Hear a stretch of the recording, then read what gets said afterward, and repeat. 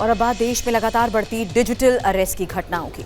बेखौफ ठगों ने पूर्व Femina Miss India West Bengal रही शिवांगिता दीक्षित को डिजिटल अरेस्ट किया है। उनसे 99,000 रुपए ठग लिए। शातिर ठग ने खुद को सीबीआई ऑफिसर बताया।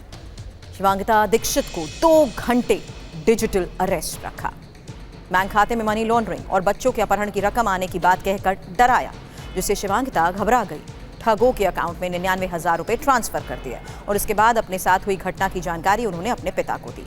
शिकायत के बाद अब पुलिस मामले की जांच में जुटी है। आपको ये भी बता दें कि आगरा की रहने वाली शिवांगिता दीक्षित साल 2017 में Femina Miss India West Bengal रही हैं।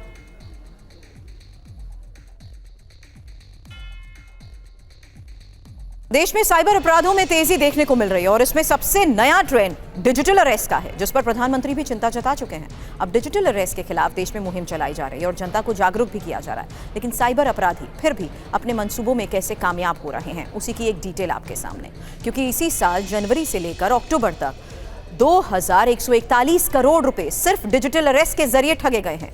यानी हर महीने औसतन 178 करोड़ रुपए की ठगी लोगों से की गई है। इसमें दूसरे साइबर अपराध भी शामिल कर लिए जाएं तो इस साल अभी तक करीब 19,900 करोड़ रुपए की रकम साइबर क्रिमिनल जनता से लूट चुके हैं।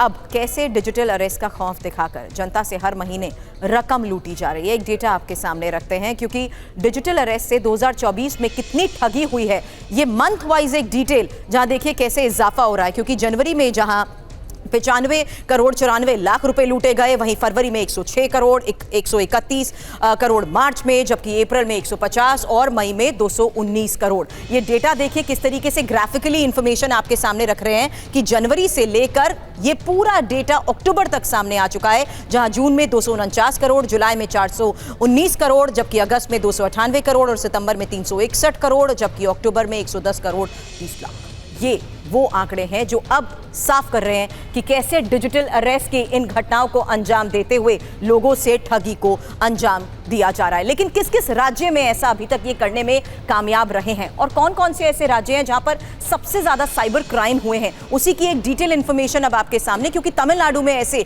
मामले सबसे ज्यादा देखने को मिले हैं। इसके अलावा तेलंगाना, महाराष्ट्र, कर्नाटक, आंध्र प्रदेश, दिल्ली, केरल, उत्तर प्रदेश, पश्चिम बंगाल के साथ साथ हरियाणा, ये वो राज्य हैं जहां सबसे ज्यादा साइबर क्राइम की घटनाओं को अंजाम दिया गया है। लेकिन यह जरूरी है कि जिस तरीके से साइबर ठग अलग अलग तरीके अपनाते हुए जनता को बेवकूफ बना रहे हैं, उनके खाते खाली कर रहे हैं, किस तरीके से इसे अंजाम दिया जा रहा है, इसी के बारे में एक और इंफॉर्मेशन। क्योंकि डिजिटल अरेस्ट जहां पर कानून का डर दिखाकर ठगी को अंजाम दिया जा रहा है, इसके साथ साथ फिशिंग स्कैम, जानी मानी कंपनीज के नाम से फर्जी मेल से ठगी को अंजाम दिया गया। वहीं जॉब स्कैम, जहां फर्जी लिंक्स भेजे जाते हैं, मैसेजेस भेजे जाते हैं, वहीं गलती से पैसे भेजने का स्कैम, छानबीन किए बिना लोग पैसे ट्रांसफर भी कर देते हैं। और इमोशनल स्कैम, जहां झांसे में लेकर ठग पैसा लेकर फरार हो जाते हैं। लकी ड्रॉ स्कैम, जहां प्राइज मनी का लालच लोगों को दिया जाता है। और पार्सल स्कैम, जहां ठग पार्सल में ड्रग्स का डर भी दिखाते हैं। हालांकि इसी पार्सल स्कैम में ओटीपी लेते हुए भी लोगों के बैंक अकाउंट को वो किसी ना किसी तरीके से ऑपरेट करने में कामयाब होते आए हैं। और कैश ऑन डिलीवरी स्कैम,